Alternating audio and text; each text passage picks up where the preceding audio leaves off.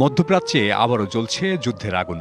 ইরানকে স্বৈরতন্ত্র ও পারমাণবিক অস্ত্রমুক্ত করার অজুহাত তুলে ওয়াশিংটন তেল আবিব যৌথ হামলা চালাচ্ছে ইরানে।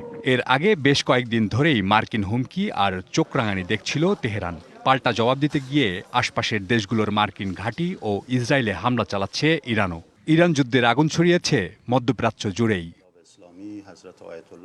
এ পরিস্থিতিতে রাজধানীর গুলশানে সংবাদ সম্মেলনে ইরানি রাষ্ট্রদূত বলেন, সব আন্তর্জাতিক আইন ভেঙে ইরানে যে হামলা চালাচ্ছে যুক্তরাষ্ট্র ইসরায়েল, তাই আত্মরক্ষার পাল্টা জবাব দিচ্ছে তারা।